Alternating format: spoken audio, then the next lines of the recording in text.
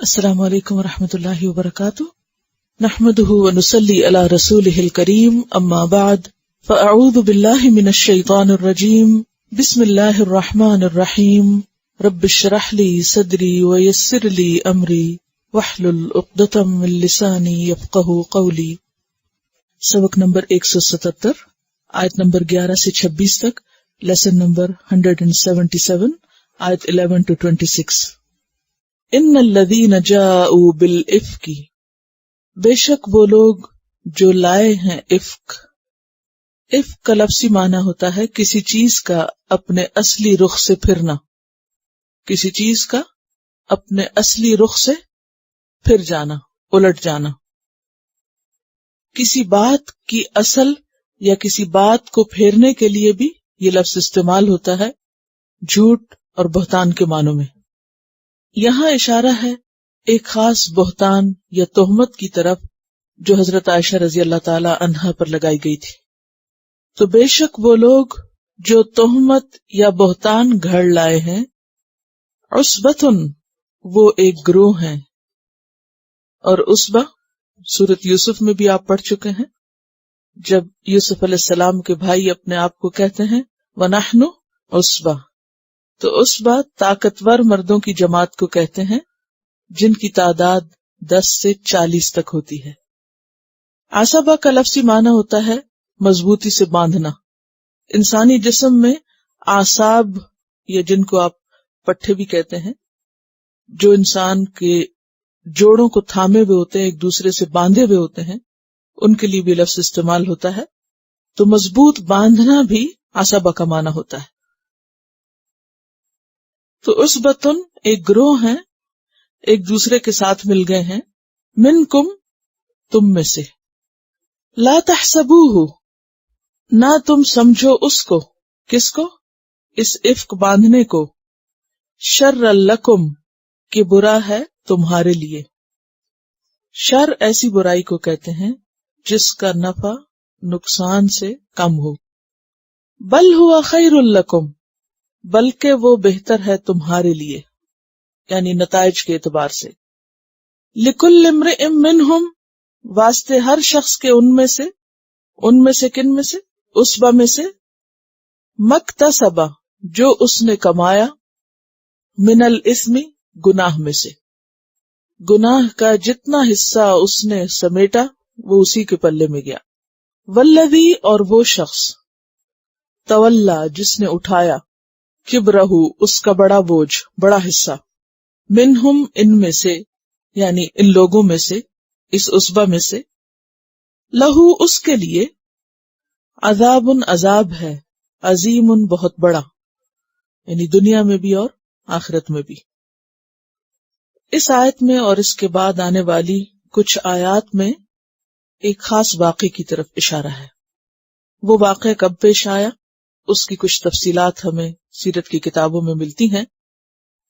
یہ واقعہ غزوہ بنو المصطلق کے موقع پر پیش آیا۔ رسول اللہ صلی اللہ علیہ وسلم کا طریقہ یہ تھا کہ سفر میں جاتے ہوئے ازواج مطہرات کے درمیان قرہ اندازی فرماتے، جس کا قرہ نکل آتا اس کو اپنے ساتھ لے جاتے، یعنی سفر پر۔ تو اس غزوے میں قرہ حضرت عائشہ کے نام نکلا، آپ انہیں ساتھ لے گئے۔ غزوہ کے بعد واپسی پر راستے میں ایک جگہ لشکر رکا، پڑاؤ ڈالا۔ جب سب رکے تو ہر ایک اپنی اپنی ضرورت کے لیے ادھر ادھر ہوا، اور حضرت عائشہ بھی رفع حاجت کے لیے دور چلی گئیں۔ اپنی بہن کا ہار جسے وہ اپنے سفر کے لیے عاریتن لے گئی تھی، عاریتن کیا ہوتا ہے؟ ادھارا، وہ کھو بیٹھی۔ جب احساس ہوا تو فوراً اس جگہ گئیں جہاں انہیں خیال آیا کہ ہار یہاں ہوگا۔ اسی دوران وہ لوگ جو آپ کا ہودج، پالکی جسے بولتے ہیں، اونٹ پہ جو لادا کرتے تھے، تو وہ حضرت عائشہ کی ایبسنس میں آئے، لشکر چلنے لگا، وہ ہودج اٹھا کے اونٹ پہ رکھا اور چل دیے۔ اس زمانے میں عورتیں خوراک کی کمی کی وجہ سے بہت ہلکی پھلکی ہوتی تھی، تو انہیں احساس ہی نہ ہوا کہ حضرت عائشہ اس میں موجود نہیں، کیونکہ وہ تھوڑا جنگل کی طرف نکل گئی تھی اپنا ہار ڈھونڈنے کے لیے۔ لہٰذا لشکر چلا گیا، آپ کا اونٹ بھی چلا گیا، اور مسلمانوں نے کیا سمجھا کہ آپ بھی ساتھ ہیں۔ حضرت عائشہ رضی اللہ تعالیٰ عنہ جب اصل جگہ پر پہنچتی ہیں یعنی لشکر کی طرف واپس جاتی ہیں تو دیکھتی ہیں کہ سب جا چکے ہیں اور وہ تنہا اکیلی صحرا میں باقی رہ گئی ہیں.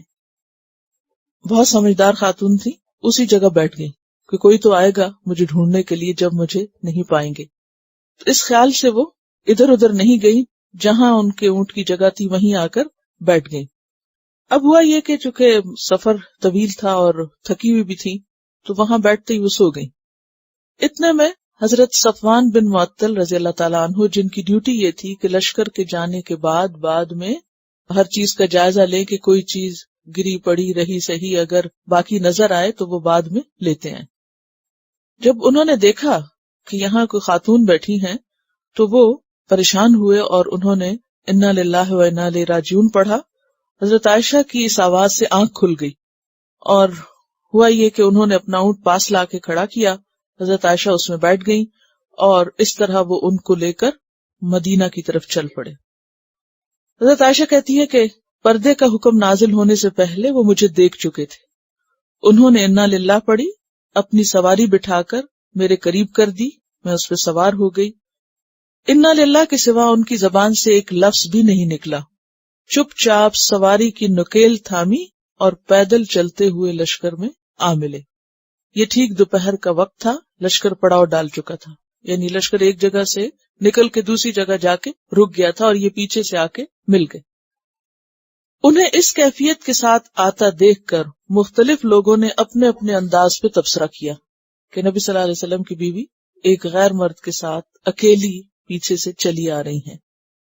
عبداللہ بن ابی جو کہ اپنے دل میں آپ صلی اللہ علیہ وسلم اور آپ کے خاندان کے خلاف بہت بغض رکھتا تھا، حسد کا شکار تھا، کیونکہ آپ کی آمد سے پہلے عبداللہ بن ابی کو سردار مدینہ بنانے کی یا مدینہ کی بادشاہ دینے کی تیاریاں ہو رہی تھی. اس کی صرف تاج پوشی کی رسم باقی تھی. اب جب آپ صلی اللہ علیہ وسلم وہاں پر تشریف لے آئے تو سب لوگ عبداللہ بن ابی کو بھول گئے اور آپ کی طرف مائل ہو گئے. اس پر عبداللہ بن ابی کو بہت غصہ تھا. بظاہر مسلمان ہونے کے باوجود بھی اس کے دل میں جو ایک حسد اور ایک تکلیف تھی وہ ہمیشہ باقی رہی. تو اسی بنا پر اس نے جب دیکھا کہ آپ صلی اللہ علیہ وسلم کی زوجہ محترمہ اس طرح آ رہی ہیں تو اسے باتیں بنانے کا موقع مل گیا. اس کے پہلو میں نفاق اور حسد کی جو چنگاری سلگ رہی تھی، اس واقعے نے اس کو نمایاں کر دیا اور پھر بہت سی باتیں خود گھڑ کے ایک بہت بڑا بہتان گھڑا اور کہا کہ نعوذ باللہ آپ صلی اللہ علیہ وسلم کی اہلیہ اس شخص کے ساتھ غلط کام کر کے آئی ہیں. اور یہ بات اس نے خوب پھیلائی، یعنی ایک طرح سے حضرت عائشہ رضی اللہ تعالی عنہا پر زنا کا الزام لگایا گیا. آپ صلی اللہ علیہ وسلم تک جب یہ بات پہنچی تو آپ خاموش ہو گئے، کچھ بول نہیں رہے تھے. لمبے عرصے تک وحی بھی نہیں آئی. آپ نے حضرت عائشہ کے بارے میں اپنے خاص صحابہ سے مشورہ کیا. مختلف لوگوں نے مختلف طرح کی رائے دی کہ آپ اب آئندہ کیا کریں.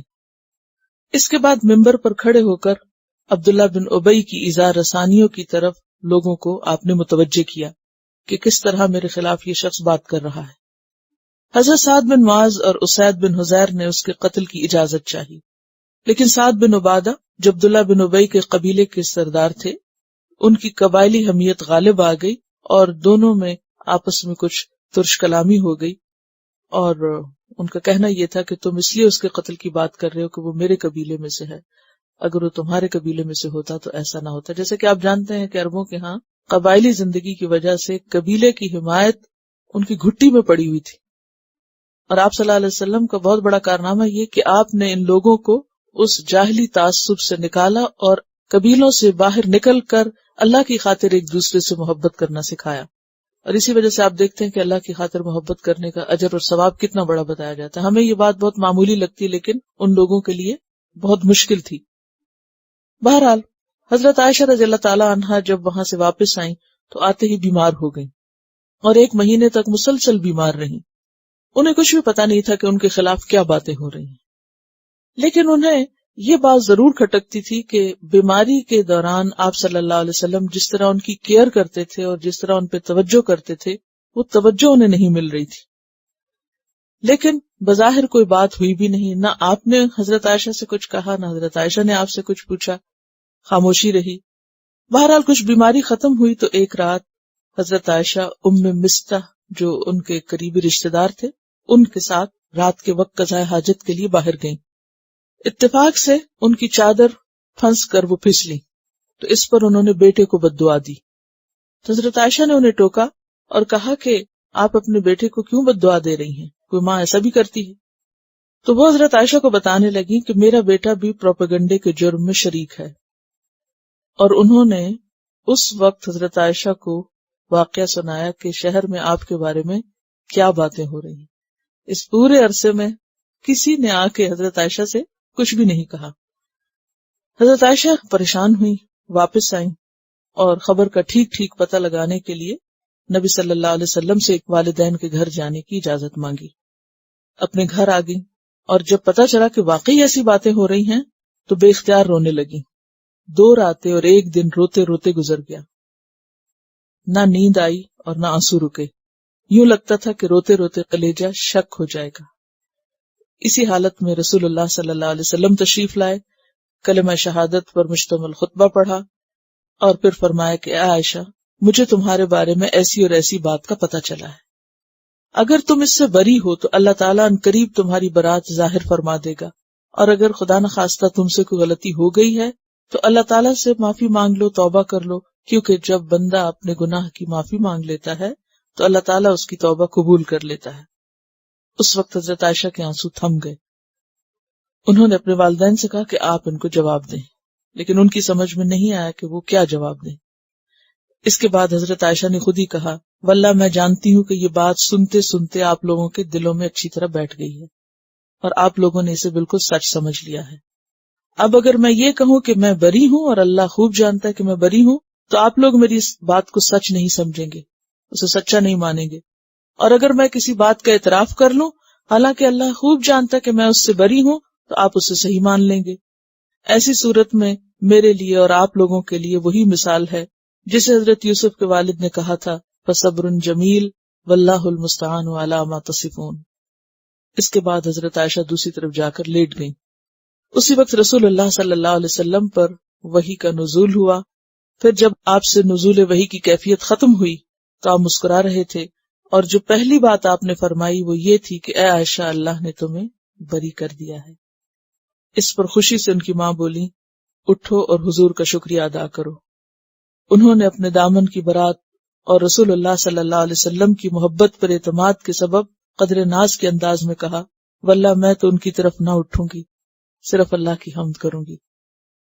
اس موقع پر واقع عفق سے متعلق جو آیات نازل ہوئیں وہ ان آیات میں آتی ہیں، اور ہم دیکھتے ہیں کہ یہاں پر اللہ تعالیٰ اس بارے میں کیا فرماتے ہیں.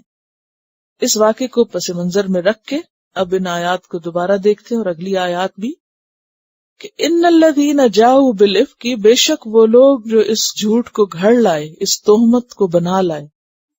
تو اس سے پتہ چلتا ہے کہ اللہ تعالیٰ نے حضرت عائشہ کی برات میں کیا فرمایا کہ جو کچھ ان کے بارے میں کہا گیا ہے یہ بالکل ایک من گھڑت جھوٹ ہے، بہت بڑا جھوٹ ہے. یہ تھا افک کا لفظ حضرت عائشہ کے لیے برات کا لفظ. ایک لفظ برات کر دیتا ہے. ان الذین جاؤوا بالافک، شروع ہی اس سے بات کی گئی، اور یہ واقع افک کے نام سے مشہور ہے کہ وہ لوگ جو جھوٹ گھڑ لائے. آپ دیکھیے کہ انداز کتنا زبردست ہے، اور اللہ تعالیٰ کا کسی بات کو جھوٹ کہہ دینا کافی ہے.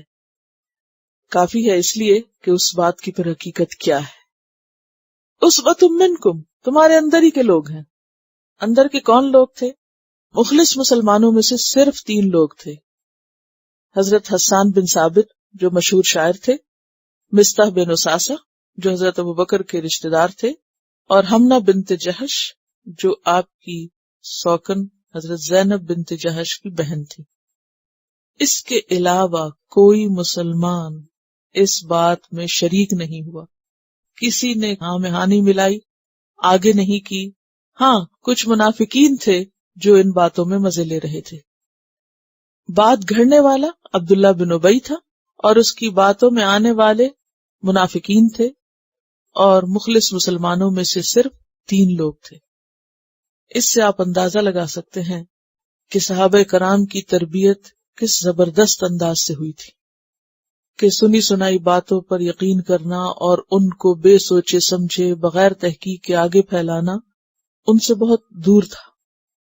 بہرحال جو تھوڑی بہت کمی بیشی رہتی تھی وہ اس امتحان میں ڈالے جانے کے بعد اس کی بھی اصلاح ہو گئی۔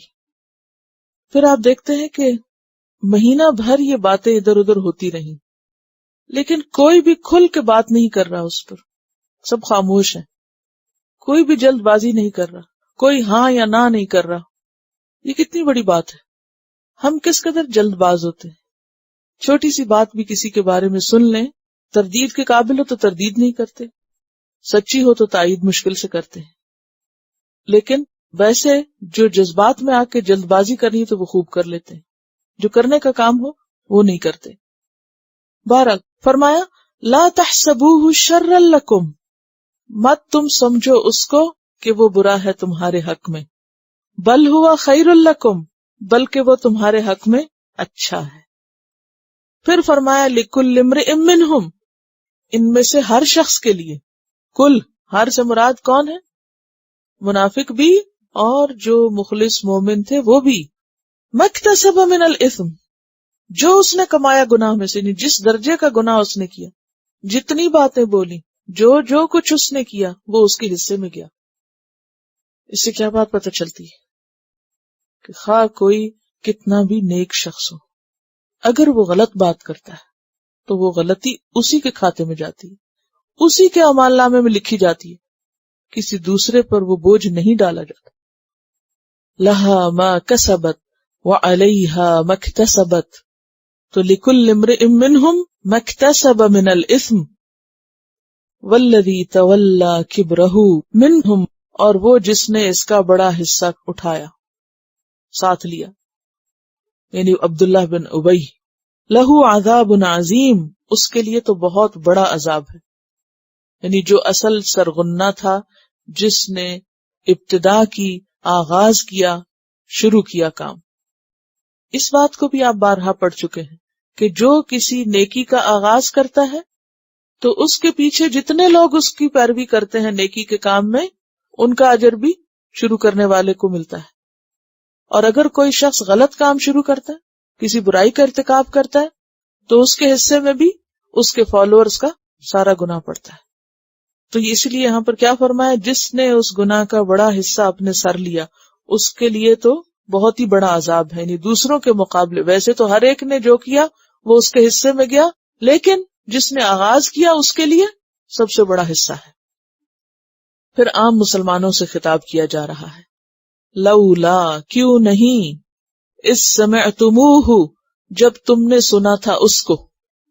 اب چپ رہنے والوں کو بتایا جا رہا ہے کہ جب تم نے اس کو سنا تھا، ظن المؤمنون، یقین کیا تھا مومنوں نے، والمؤمنات، اور مومن عورتوں نے، بانفسہم، اپنے نفسوں کے بارے میں، خیرن، بہتر۔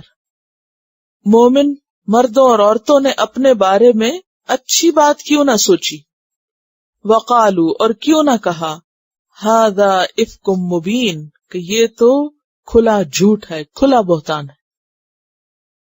جیسا کہ آپ پیچھے پڑھ چکے ہیں کہ جب یہ باتیں ہو رہی تھی تو صرف 3 لوگ اس کی زد میں آئے اور انہوں نے بات سن کے آگے بھی کر دی، لیکن باقی سب لوگ کیا تھے؟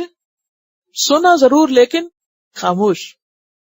اب یہاں پر ایسی خاموشی کو بھی ناپسندیدہ قرار دیا جا رہا ہے کہ جب کسی کے خلاف کوئی جھوٹی بات کہی جا رہی ہو تو اس موقع پر خاموش بھی نہیں رہنا چاہیے۔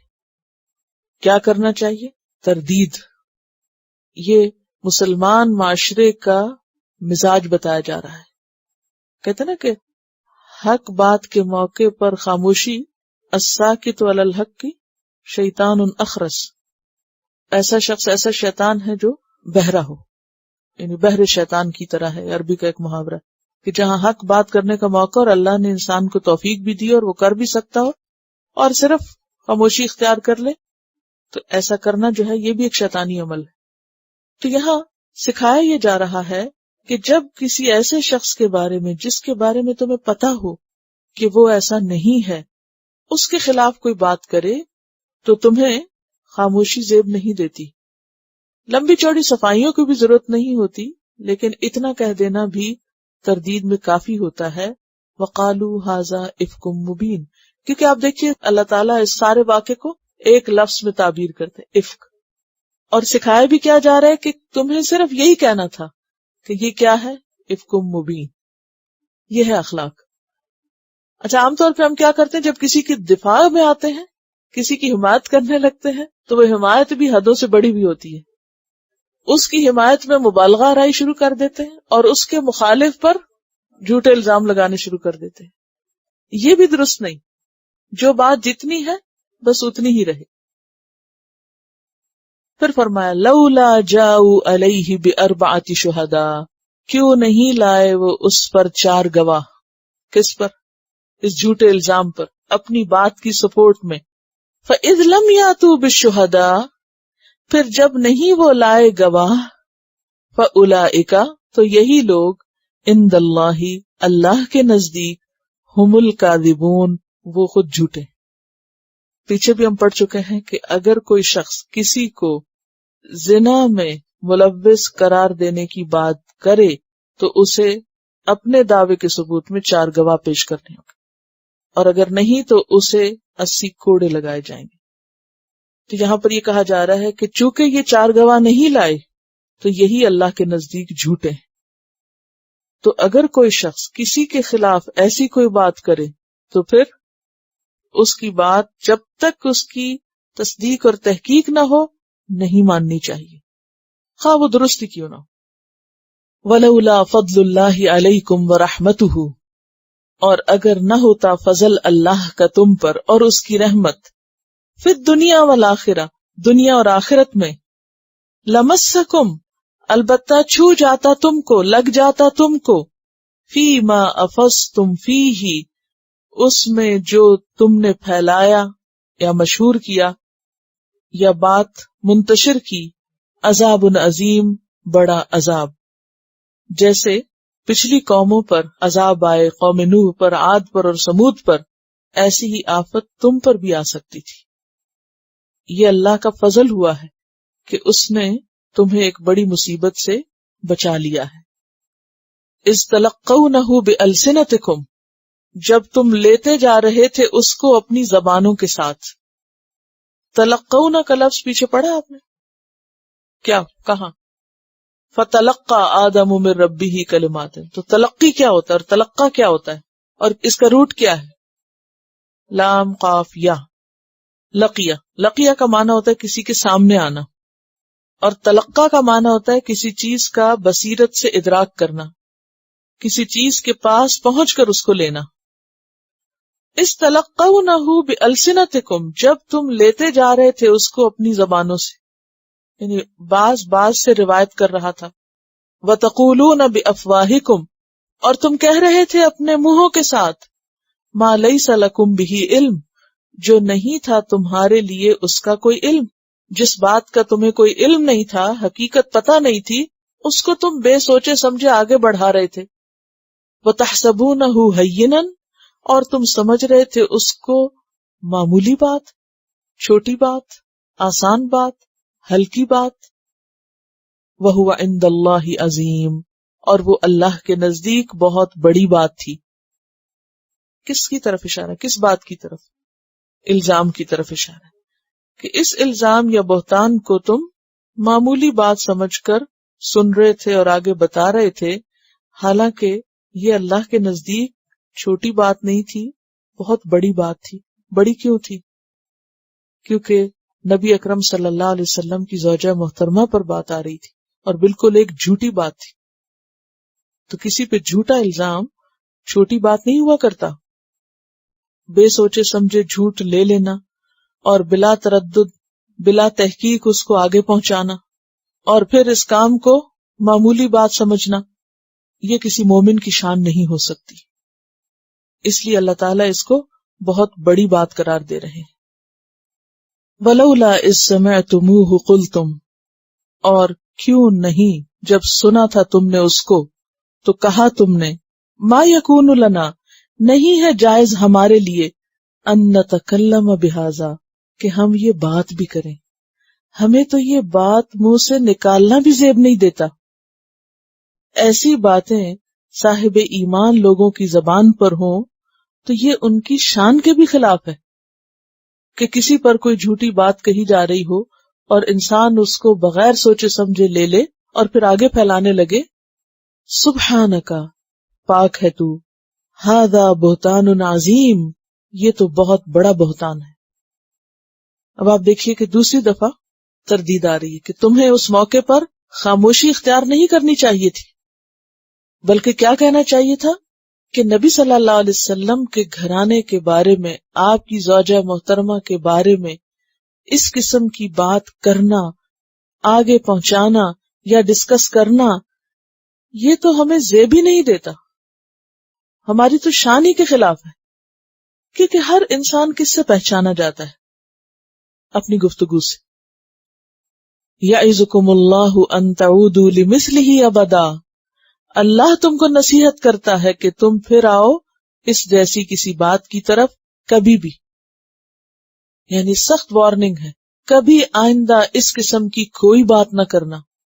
ان کنتم مؤمنین، اگر تم مومن ہو. یعنی ایمان کا تقاضا کیا ہے کہ اس قسم کی فحش، ولگر، ناحق، غیر حقیقی، جھوٹی بات سے پرہیز کیا جائے. اگرچہ یہ حکم صحابہ کرام کے بارے میں یعنی براہ راست ان سے کہا گیا، لیکن ہم سب کے لیے بھی یہی ہے کہ ہمیں یہ زیب نہیں دیتا کہ ہم اللہ کے رسول صلی اللہ علیہ وسلم اور آپ کے گھرانے کے بارے میں کوئی اس قسم کی بات کریں، یا پھر عام روزمرہ زندگی میں جھوٹی باتوں کو ہوا دیں یا دوسروں پر غلط قسم کے الزامات لگائیں. اور اگر کوئی شخص ایسی کسی بات میں مبتلا ہو بھی تو بھی اس قسم کے سکینڈلز کی باتیں اور لوگوں کی ذاتی زندگی سے متعلق باتیں اور ان کے اندر کی کھود کرید ایک ناپسندیدہ کام ہے. وَيُبَيِّنُ اللَّهُ لَكُمُ الْآيَاتِ، اور بیان کرتا ہے اللہ تمہارے لیے آیات کو، احکامات کو. وَاللَّهُ عَلِيمٌ حَكِيمٌ، اور اللہ علم والا ہے، حکمت والا ہے. ان الذین یحبون، بے شک وہ لوگ جو پسند کرتے ہیں، چاہتے ہیں، محبت رکھتے ہیں. ان یہ کہ تشیع پھیلے، شاع یشیع سے، اشاعت کا لفظ بھی اسی سے نکلا ہے، پھیلنا. الفاحشۃ بے حیائی، فی الذین آمنوا ان لوگوں میں جو ایمان لائے. بے شک وہ لوگ جو ایمان والوں میں فاحشہ کو پھیلانا چاہتے ہیں، لہم عذاب علیم ان کے لیے دردناک عذاب ہے، فی الدنیا والآخرہ دنیا اور آخرت میں. واللہ یعلم اور اللہ جانتا ہے، وانتم لا تعلمون اور تم نہیں جانتے کہ ان کے لیے عذاب کیوں ہے اور کیسا ہے اور عذاب کس لیے رکھا گیا ہے. اب اس واقعے کے بیان کرنے کے بعد اس پر مزید تبصرہ ہے کہ یہ واقعہ ایک طرح سے فحش کی اشاعت بھی تھا. فاحشہ سے مراد ہر وہ کام جو انسان کی شہوانی خواہش میں تحریک کا سبب بنتا ہے، جو انسان کی شہوانی خواہشات کو ابھارتا ہے، پرووک کرتا ہے. جو لوگ معاشرے کے اندر ایسے کام کرتے ہیں کہ جس سے لوگوں کی شہوانی خواہشات ابھریں اور خاص طور پر اہل ایمان کے کردار اور اخلاق کو بگاڑنے چاہتے ہیں، ان کے لیے دنیا اور آخرت میں دردناک عذاب کی خوشخبری ہے. یعنی یہ کوئی معمولی بات نہیں ہے. اور پھر فرمایا واللہ یعلم وانتم لا تعلمون. بعض اوقات جب اللہ کا کوئی حکم آتا ہے نا، تم کہتے ہیں وائے، کیوں، کس لیے؟ سبھی تو ایسا کرتے ہیں. کس لیے بھی نہیں، حکمت سمجھ میں آئے تو بھی اور حکمت نہیں بھی سمجھ میں آ رہی تو بھی بس اتنا جان لو کہ اللہ جانتا اور تم نہیں جانتے. اور جب انسان یہ جان لیتا ہے اور یہ مان لیتا ہے کہ اللہ جانتا اور میں نہیں جانتا، تو مجھے وہ کرنا ہے جو اللہ چاہتا ہے، تو پھر عمل کرنا آسان ہو جاتا ہے. وَلَوْلَا فَضْلُ اللَّهِ عَلَيْكُمْ وَرَحْمَتُهُ، اور اگر نہ ہوتا اللہ کا فضل اور اس کی رحمت تم پر تو کیا ہوتا، مشکل میں پڑ جاتے. وَأَنَّ اللَّهَ رَءُوفٌ الرَّحِيمٌ، اور بے شک اللہ تعالی شفقت کرنے والا، مہربان ہے. یعنی اللہ تعالی چاہے تو بندوں کو فوری طور پر پکڑ کے سزا دے دے، جیسا کہ سورۃ النحل میں آتا ہے نا کہ وَلَوْ يُؤَاخِذُ اللَّهُ النَّاسَ بِظُلْمِهِمْ مَا تَرَكَ عَلَيْهَا مِن دَابَّةٍ، اگر اللہ لوگوں کو ان کے ظلم کی وجہ سے پکڑنے لگ جائے تو زمین پہ ایک جاندار نہ چھوڑے، لیکن اللہ تعالیٰ بندوں کو مہلت دیتا ہے اور اپنے فضل سے ڈھانپے رکھتا ہے۔ اور فضل کا کیا لفظی معنی ہوتا ہے؟ زائد، حق سے زائد۔ تو یہ اللہ کا فضل ہے اور اس کی رحمت ہے۔ رحمت جو ہوتی ہے بعض اوقات انسان ڈیزرو کرتا ہے اور بعض اوقات ڈیزرو نہیں بھی کرتا، وہ بھی حق سے زائد ہوتی ہے، لیکن فضل تو پیورلی ایکسٹرا ہوتا ہے کہ جس مشکل میں تم پڑے تھے اس کے نتیجے تمہیں یہی نظر آ جاتے، لیکن یہ اللہ کا فضل تھا کہ اس نے تمہیں اس سے بچا لیا۔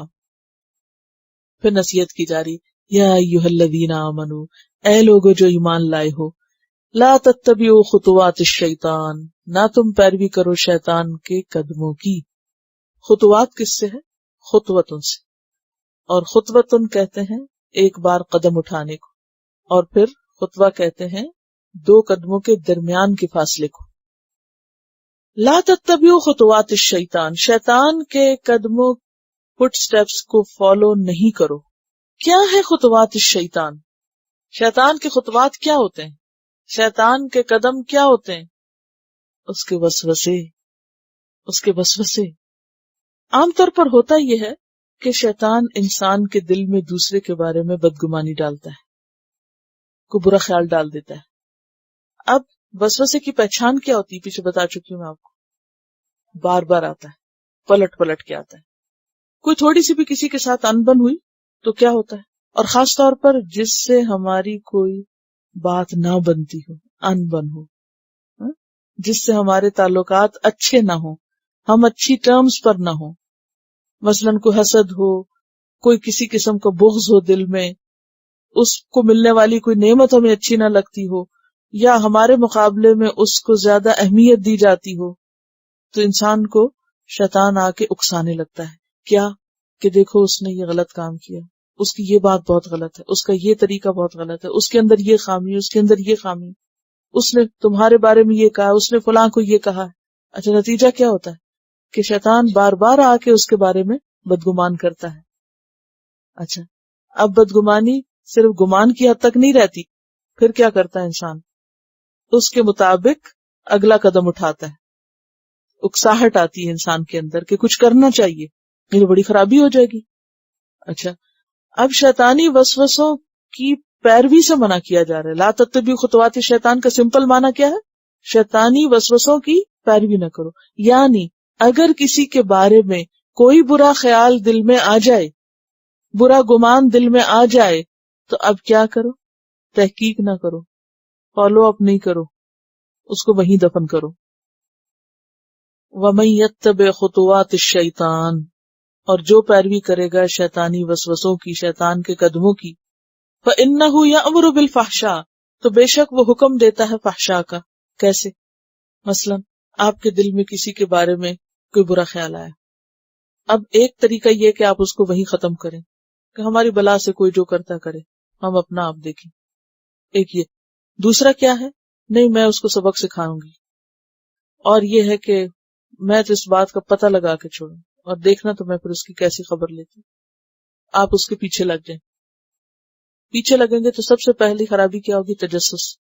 قرآن میں صاف آتا ہے وَلَا تَجَسَّسُوا، مت تجسس کرو۔ اچھا، ٹو لینا۔ اچھا، اس کے لیے کیا ہوتا ہے؟ انسان دوسرے کی کوئی چیز کھول کے دیکھتا ہے، کوئی پڑھتا ہے، چپ کے باتیں سنتا ہے، ہر جگہ نظر رکھتا ہے۔ اچھا، یہ کس سے بات کر رہا ہے؟ کس کا فون آیا ہوا ہے؟ کون کیا کہہ رہا ہے؟ یہ کہاں گیا ہے؟ یہ فلاں وقت میں کہاں تھا؟ اور فلاں نے جو مجھے بات کہی ہے، میرا خیال ہے کہ یہ اسی نے اس کو کہی ہوگی۔ اور پھر باتوں باتوں میں دوسرے سے اگلوانے نکلوانے کی کوشش۔ اب بات کچھ بھی نہیں ہوتی، اور شیطان انسان کو پش کرتے کرتے کرتے وہاں تک لے آتا۔ اچھا، اس سے کیا ہوتا ہے کہ بعض اوقات دوسرا شخص بے خیالی میں ہوتا ہے، ایک اس سے کہتا فلاں نے یہ کہا تھا تمہیں، وہ کہتا ہاں ہاں، بس وہ وہاں سے وہ بات پکڑ لی۔ اب کیا ہے؟ وہ بات جھوٹی تھی، اور جھوٹی بات شیطان نے سچی بنا کے دکھائی۔ اب وہ بڑھتے بڑھتے کچھ سے کچھ بن گئی، پھر وہ غیبت بن گئی، پھر وہ چغلی بن گئی، پھر وہ لڑائی جھگڑا جب شروع ہوا تو گالی گلوچ شروع ہو گئی۔ تو یہ سب کچھ کیا ہے؟ فحشا. فَإِنَّهُ يَأْمُرُ بِالْفَحْشَاءِ وَالْمُنْكَرِ، پس بے شک وہ حکم دیتا ہے فحشاء کا اور منکر کا. وَلَوْلَا فَضْلُ اللَّهِ عَلَيْكُمْ وَرَحْمَتُهُ، اور اگر اللہ کا فضل اور اس کی رحمت نہ ہوتی، مَا زَكَىٰ مِنْكُمْ مِنْ أَحَدٍ أَبَدًا، ناپاک ہوتا تم میں سے کوئی ایک کبھی بھی، کبھی تزکیہ نہ ہو سکتا. زکا کا مطلب ہے گناہوں سے پاک، میل کچیل سے پاک، یعنی بد اخلاقی کی اور برائی اور بے حیائی کی. تو یہاں پر اللہ تعالیٰ فرماتے ہیں اگر اللہ کا فضل نہ ہوتا تو تم میں سے کبھی کوئی پاک نہیں ہو سکتا تھا، کوئی گناہوں سے بچ نہیں سکتا تھا. یہ اللہ ہی ہے پھر جو بچاتا ہے. من احد ابدا ولکن اللہ یزکی من یشاء، لیکن اللہ جس کو چاہتا ہے پاک کرتا ہے. اور وہ کس کو چاہتا ہے؟ جو طلب کرے اور جو تزکیہ اختیار کرنا چاہے. قد افلح من تزکا واللہ سمیع علیم، اور اللہ سننے والا جاننے والا ہے. تو خلاصہ یہ ہے کہ کسی کے خلاف کوئی طوفان اٹھانا، غلط پروپیگنڈا کرنا، یہ سب تواضع کے خلاف ہے، بندگی کے خلاف ہے. جو شخص اپنے حساب میں مشغول ہوتا ہے، اپنی غلطیاں دیکھتا رہتا ہے، جس کی اپنی کوتاہیوں پہ نظر ہوتی ہے، اس کے پاس وقت نہیں ہوتا کہ وہ دوسروں کے عیب کے پیچھے جائے، تجسس کرے، انہیں اچھالے اور پھر آگے سے آگے بڑھائے. وَلَا يَأْتَلِ أُولُو الْفَضْلِ مِنْكُمْ وَالسَّعَةِ، اور نہ قسم کھائیں فضل والے تم میں سے اور وسعت والے. یأتلی کا لفظ پیچھے بھی اس کا روٹ گزر چکا ہے، حمزہ لام واو اس کا روٹ ہے، الون کمی کرنا. اور پھر یہ قسم کھانے کے لیے بھی آتا ہے، للذین یؤلون من نسائہم، وہاں یہ گزرا تھا. اور علیون کہتے ہیں الف سے، بہت زیادہ قسم کھانے والا. نہ قسم کھائیں، اولو الفضل فضل والے، فضل سے مراد یہاں یعنی بڑے مرتبے والے، منکم تم میں سے، وسعتی اور مال والے، وسعت والے. کس بات کی قسم نہ کھائیں؟ اشارہ ہے حضرت ابوبکر رضی اللہ تعالیٰ عنہ کی طرف. حضرت عائشہ کے خلاف جو طوفان اٹھا تھا اس میں حضرت ابوبکر رضی اللہ تعالیٰ عنہ کے قریبی رشتہ دار مستح بن اثاثہ بھی شریک تھے. مفلس مہاجر تھے، ابوبکر رضی اللہ تعالیٰ عنہ کے رشتہ دار تھے، تو وہ ان کی مالی مدد کرتے تھے. اب حضرت عائشہ جو تھی وہ حضرت ابوبکر کی بیٹی تھی. اب بیٹی پہ کوئی اتنی بڑی بات کرے اور اس پر پروپیگنڈے کو عام کرے تو یہ ایک باپ کے لیے کس قدر تکلیف دہ بات ہو سکتی. تو یہ ایک قدرتی رد عمل تھا. انہوں نے قسم کھا لی کہ میں آئندہ اس کی مدد نہیں کروں گا. حضرت ابوبکر نے قسم کھا لی کہ اس شخص نے میری بیٹی پر ایسی الزام تراشی کی ہے، میں اب اس کا سہارا نہیں بنوں گا. اب آپ دیکھیے کہ اللہ سبحانہ وتعالیٰ کیا فرماتے ہیں کہ فضل والے، شان والے، مرتبے والے، نیک لوگ، مال والے لوگ ایسی قسمیں نہ کھایا کریں. کیا اخلاق سکھانا چاہتا ہے اسلام. ان یؤتوا اولی القربى والمساکین والمہاجرین فی سبیل اللہ، کہ وہ نہیں دیں گے. ان یؤتوا اصل میں تھا اللہ یؤتوا، رشتہ داروں کو، مسکینوں اور مہاجرین کو جنہوں نے اللہ کے راستے میں ہجرت کی. مصطح نے بھی ہجرت کی تھی، یعنی ان سے ایک غلطی تو ہوئی ہے لیکن بہرحال وہ صاحب ایمان ہیں، دین کے لیے قربانیاں بھی کی ہیں انہوں نے. وَلْيَعْفُوا وَلْيَصْفَحُوا، چاہیے کہ معاف کر دیں، درگزر کر جائیں. اتنا بڑا کوئی الزام لگائے اور پھر اللہ تعالی مظلوم کو کہے کہ تم معاف کر دو، درگزر کر جاؤ. کیوں؟ اس لیے کہ اسلام میں کسی کی مدد محتاجی کی وجہ سے کی جاتی ہے، کہ وہ شخص محتاج ہے، ضرورت مند ہے، نہ کہ کسی اور بنیاد پر کہ صرف اس لیے کہ وہ ہمارا رشتہ دار ہے یا یہ ہے کہ وہ ہمارے ساتھ بڑا اچھا ہے، وہ ہماری بڑی تعریف کرتا ہے لہٰذا ہم اس کی مدد کریں. یعنی ہوتا یہی ہے نا کہ جو آپ کی خوش آمد کرے، آپ کے کام آئے، آپ کو فائدہ پہنچائے تو آپ بھی کیا کرتے ہیں؟ اس کی مدد کرتے ہیں. اور اگر کوئی ایسا نظر آ رہا ہے محتاج، ضرورت مند، جو کسی حال میں نہیں کہ آپ کی مدد کرے، تو آپ کہتے ہیں لو ہم کیا کریں اس کا، یہ ہمارے کون سے کام آتا ہے، یا ہمارا کیا لگتا ہے. تو یہ طریقہ درست نہیں. کسی کی بھی مدد کیوں کی جائے گی، یہ اصول یاد رکھیں. اس آیت سے یہ بات پتہ چل رہی، کسی کی بھی مدد محض رشتہ داری، محض دوستی، محض تعلق، محض خوش آمد، محض کسی کی اچھے اخلاق کی وجہ سے نہیں کی جائے گی. اس لیے کی جائے گی صرف ایک وجہ سے کہ یہ ضرورت مند ہے، بھلے یہ مجھے سلام کرتا ہے یا نہیں، یہ میرے کام آتا ہے یا نہیں، یہ میرا ساتھ دیتا ہے یا نہیں، یہ میرے ساتھ اچھا کرتا ہے یا میرے ساتھ برا کرتا ہے، یہ جو بھی کرتا ہے یہ اس کے ساتھ ہے، اور میرا فرض کیا بنتا ہے کہ میں کیا کروں؟ جو ڈیزرو کرتا ہے میں اس کو اس کا حصہ دوں. یہ ہوتا ہے اللہ کے لیے کوئی کام کرنا. ہم سب کہتے ہیں نا ہم تو کسی کی خدمت اللہ کی خاطر کر رہے ہیں. مثلا میں آپ کو پڑھا رہی اور میں یہ دعویٰ کروں کہ میں تو اللہ کی خاطر پڑھا رہی ہوں، اور اگر آپ میں سے کوئی شخص میرے ساتھ اچھا سلوک نہ کرے تو میں اسے کہوں تم کلاس سے نکل جاؤ اور کل سے پڑھنے نہیں آنا. تو یہ اس بنیاد پر تو نہیں کہ میں صرف اس کو پڑھاؤں جو میری خوشامد کرے، اور جو خوشامد نہ کرے اس کو باہر نکال دوں. نہیں، مجھے تو اپنا فرض پورا کرنا ہے، کوئی اچھا کرے یا برا کرے. اس لیے نہیں کرنا کہ کوئی میرا تابع دار ہے، کوئی میری بات سنتا ہے، کوئی میرے کام آتا ہے تو میں بھی اس کے ساتھ اس کو بہت اچھی طرح اس کی مدد کروں، اور اگر کوئی میرے کام نہیں آیا یا کسی نے میری بات نہیں سنی تو میں اس کو باہر نکال دوں، یا اس کے ساتھ بد اخلاقی کروں، یا ڈانٹ ڈپٹ کروں، یا ناراضگی کا اظہار کروں.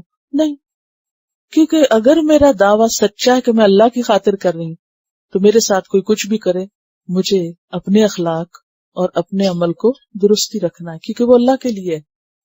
ہمیں اپنے رویے کو لوگوں کے تابع نہیں کرنا کہ لوگ اچھے ہوں گے، بات مانیں گے تو ہم بھی بڑے خوش اخلاق ہیں، اور اگر لوگ اچھا نہیں کرتے تو ہم کیا ہو جائیں؟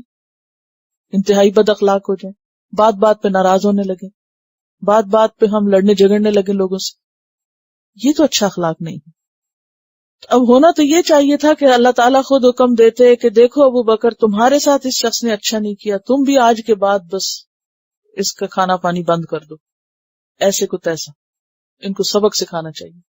اگر ہمارے جیسا ہوتا کوئی کسی کو مشورہ دینے والا، ہم تو ایسے ہی مشورہ دیتے ہیں.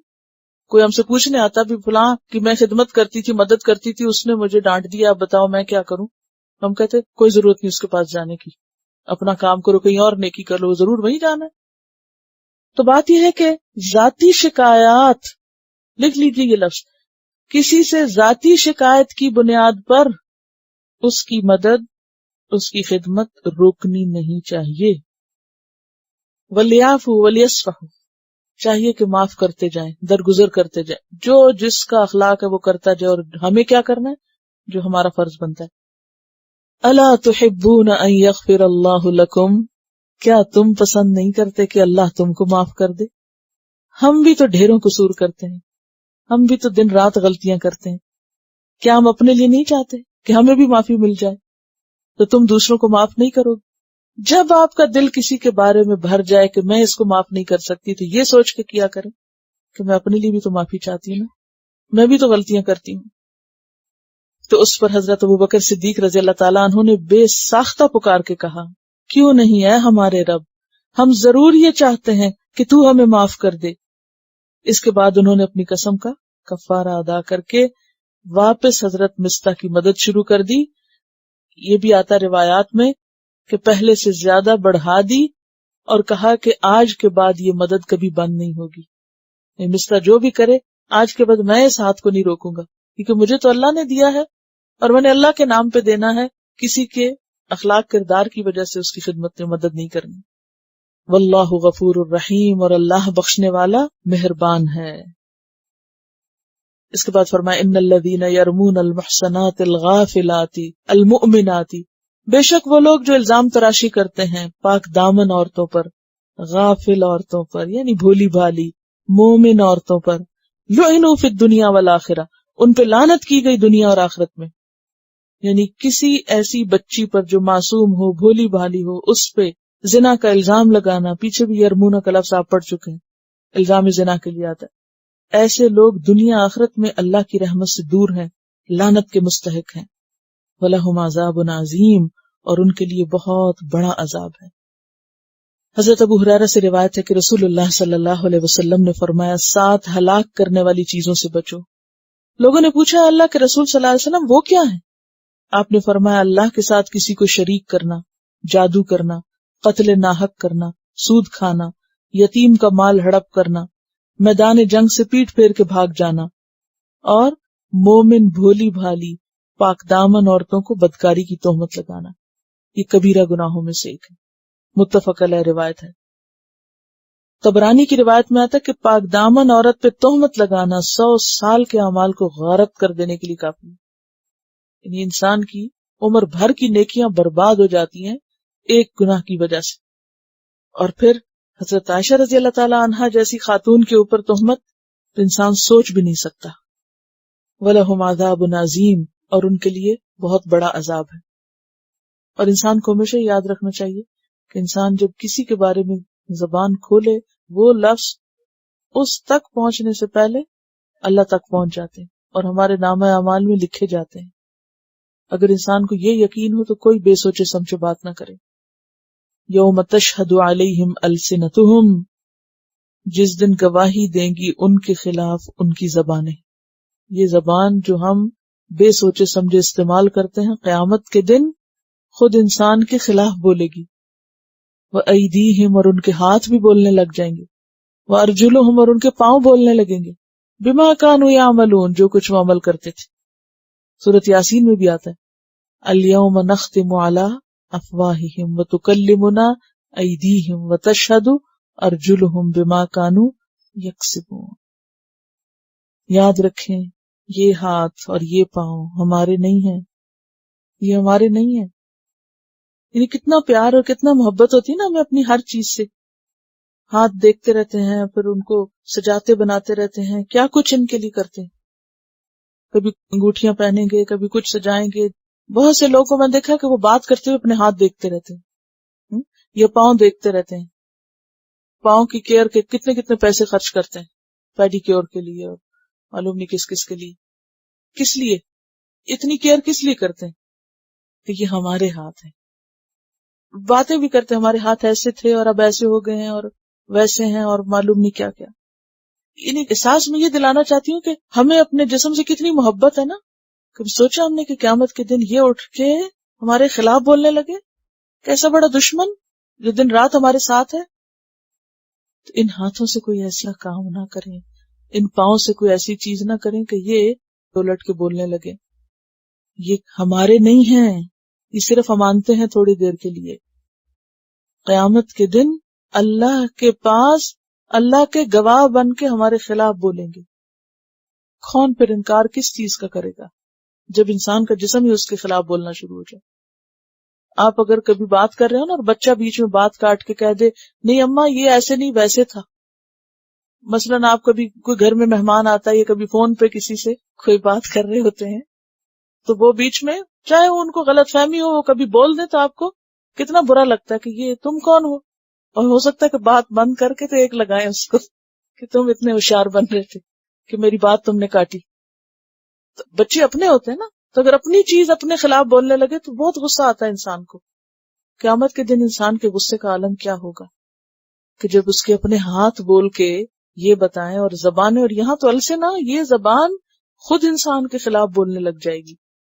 تو اس سے پہلے کہ کسی کے خلاف کوئی جھوٹی بات کریں، کوئی الزام لگائیں اور اس بات کو آگے پھیلائیں، یہ سوچ لیں کہ یہ لکھی بھی جا رہی ہے اور اس کا حساب کتاب بھی دینا ہوگا. یومئذ، اس دن، یوفیہم اللہ دینہم الحق، پورا پورا دے گا ان کو اللہ ان کا بدلہ سچا. دین یہاں بدلے کے معنوں میں ہے، اور کہاں بدلے کے معنوں میں آتا ہے؟ مالک یوم الدین، الفاتحہ آیت نمبر 4. اگر نہیں پتا تو ریفرنس لکھ لیں. یومئذ یوفیہم اللہ دینہم الحق، جس دن اللہ ان کو ان کا بدلہ پورا پورا دے گا. یعنی یوم الدین پہ ان کا بدلہ پورا ملے گا.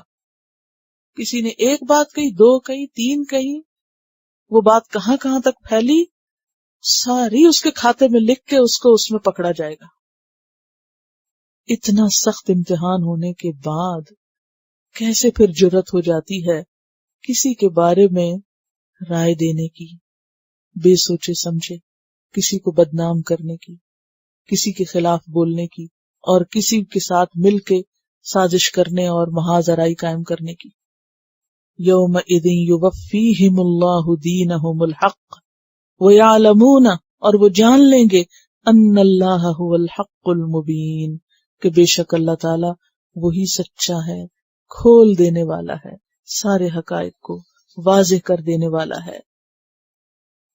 الخبیثات للخبیثین، خبیث باتیں خبیث لوگوں کے لیے ہیں، والخبیثون اور خبیث لوگ للخبیثات خبیث باتوں کے لیے، والطیبات اور پاکیزہ باتیں کلمہ طیبہ للطیبین پاکیزہ لوگوں کے لیے، انہی کو زیب دیتے ہیں، والطیبون اور پاکیزہ لوگ للطیبات پاکیزہ باتوں کے لیے، اولئک یہ لوگ مبرؤون بری الذمہ ہیں، مما یقولون اس سے جو لوگ کہتے ہیں، لوگ ان کے خلاف باتیں بناتے ہیں، لہم مغفرۃ ان کے لیے بخشش ہے، ورزق کریم اور عزت والا رزق۔ تو خبیث کا لفظ خباثہ سے ہے، خبثہ برا خراب، اور خبیثات خبیثۃن کی جمع ہے، اور خبیثین خبیثن کی جمع ہے۔ تو خبیثۃن کلمہ خبیثہ کے لیے بھی آتا ہے، جیسے پیچھے آپ پڑھ بھی چکے ہیں سورۃ ابراہیم میں، وَمَثَلُ كَلِمَةٍ خَبِيثَةٍ، تو خبیثات سے مراد یہاں بری باتیں، خبیث باتیں، خراب باتیں، کون سی؟ جو سکینڈلز پر اور لوگوں کے اوپر جھوٹے الزام پر اور فحاشی کی باتوں پر اور گندی باتوں پر اور غیبت چغلی پر مشتمل ہوتی ہیں۔ وہ کس کو ریپرزینٹ کرتی ہیں؟ خبیثین کو، یعنی خراب باتیں کرنے والے خود خبیث ہوتے ہیں، تبھی وہ خبیث باتیں کرتے ہیں۔ اگر وہ اچھے ہوں تو وہ خبیث باتوں میں کوئی دلچسپی نہ لیں۔ والخبیثون للخبیثات، دوسرا معنی عورتیں بھی کیا گیا، خبیث عورتیں خبیث مردوں کے لیے اور خبیث مرد خبیث عورتوں کے لیے، یہ ایک دوسری رائے۔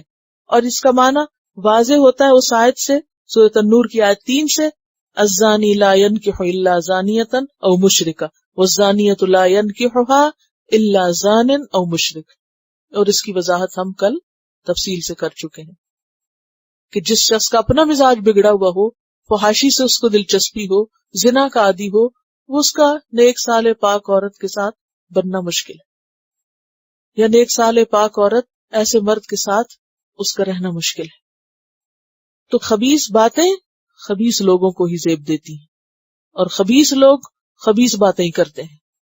اور طیب لوگ، طیبات کس کی جمع ہے؟ طیبتن کی، اور طیبتن کیا ہے؟ کلمتن طیبہ، اچھی بات، پاکیزہ بات، عمدہ بات، اچھی گفتگو، خوبصورت گفتگو، باحیا گفتگو، سلجھی ہوئی گفتگو، مہذب گفتگو، قولاً کریما، قولوا للناس حسنا، یہ کون کرتا ہے؟ للطیبین، پاکیزہ لوگ کرتے ہیں۔ والطیبون اور پاکیزہ لوگوں کے لیے، للطیبات وہ اچھی باتوں کے لیے ہوتے ہیں، یعنی اچھی باتیں ہی ان کو زیب دیتی ہیں اور ان کی دلچسپی اچھی باتوں میں ہوتی ہے۔ یا پھر شادی کے معاملے میں طیب مرد طیب عورتوں کی تلاش کرتے ہیں، وہ سب کچھ بھول کر ایک ہی چیز دیکھتے ہیں کہ عورت نیک ہو، اور اسی طرح نیک عورتوں کے لیے بھی باقی کوئی چیز اہمیت نہیں رکھتی سوائے اس کے کہ جس مرد سے اس کی شادی ہو رہی ہے وہ نیک ہو۔ اور زیادہ کانٹیکس سے قریب پہلا معنی ہے کلمہ طیبہ اور خبیثہ والا۔ دوسرا بھی معنی آ سکتا ہے، کیونکہ حضرت عائشہ رضی اللہ تعالی عنہا کیا تھی؟ طیبہ تھی، تو وہ کس کے لیے ہے؟ طیب کے لیے، یعنی ایک پیغمبر جو خود طیب ہے، ایسا نہیں ہو سکتا کہ اللہ تعالیٰ ان کے لیے ایک خبیث عورت کا انتخاب کرے، کیونکہ آپ کو معلوم ہے حضرت عائشہ رضی اللہ تعالیٰ عنہ کے نکاح سے پہلے اللہ تعالیٰ نے فرشتے کے ذریعے آپ کو ریشم میں لپٹا ہوا دکھایا تھا، اور یہ اللہ کے حکم سے ہی نکاح ہوا تھا۔ تو یہ کیسے ممکن ہے کہ ایک نبی جو خود طیب ہے اور ان کی بیوی جو ہے وہ غیر طیب ہو؟ تو یہ معنی بھی ہو سکتا ہے، اور جو الزام تراشی کی بات تھی اور واقع عفق کے کانٹیکس میں پھر بات کے معنی میں بھی آتا ہے۔ تو جو خلاصہ ہے گفتگو کا وہ یہ ہے کہ کسی کو برا کہنے سے کوئی برا ہو نہیں جاتا، انسان کو صبر و تحمل سے کام لینا چاہیے۔ اگر آپ کو کوئی بلیم کر رہا ہے، جھوٹا کہہ رہا ہے، چور کہہ رہا ہے، بدگماش کہہ رہا ہے، کچھ کہہ رہا ہے آپ کو، تو اس سے آپ وہ ہو نہیں جاتے۔ اور اب تو ماشاءاللہ مسلمانوں کی زبانیں اتنی کھلی ہوئی ہیں کہ خود مسلمانوں کو ہی کافر بھی کہتے ہیں، یہودیوں کے ایجنٹ بھی کہتے ہیں، معلوم نہیں کیا کیا کہتے ہیں، کھلے عام کہتے ہیں بغیر کسی ثبوت اور دلیل کے۔ تو کیا اس طرح کہنے سے کوئی کافر ہو جاتا ہے؟ کوئی یہودی ہو جاتا ہے؟ نہیں ہوتا۔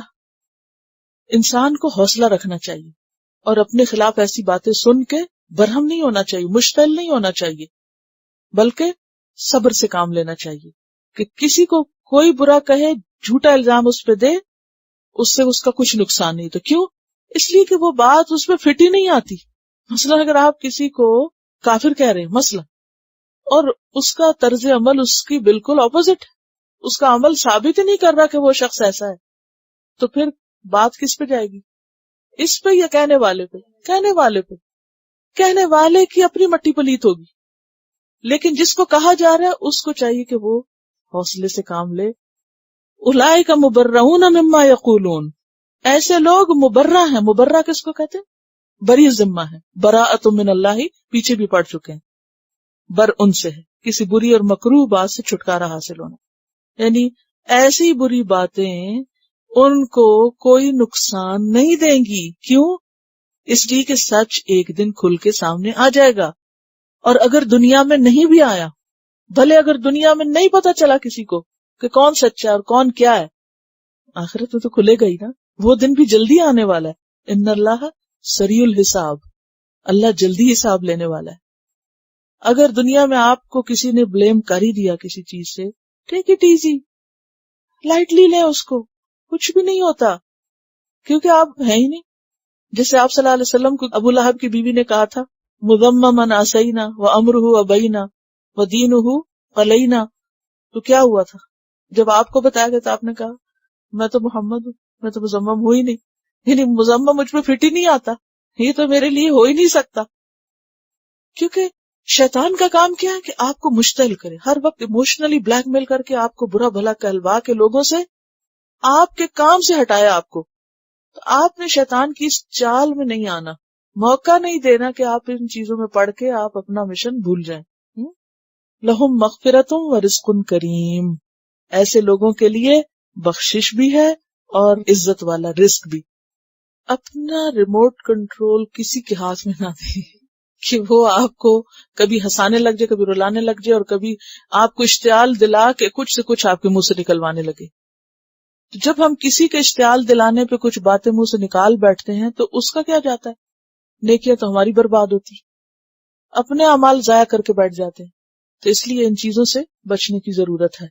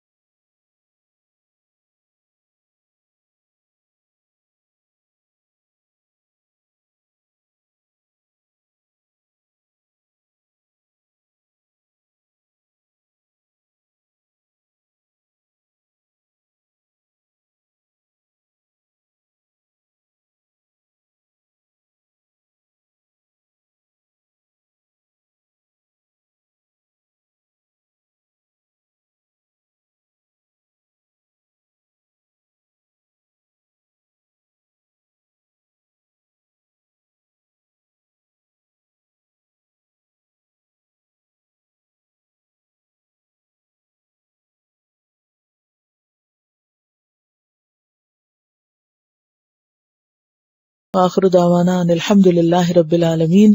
سبحانک اللہم Quran وبحمدک vocabulary نشہد ان لا الہ 100%. الا انت The best نستغفرک application to ونتوب understand الیک. Quran. السلام علیکم ورحمۃ Study اللہ with وبرکاتہ. flashcards. Word list. Learn 25% of Quran vocabulary in 7 days. Multiple MCQs to practice and test vocabulary. Single choice.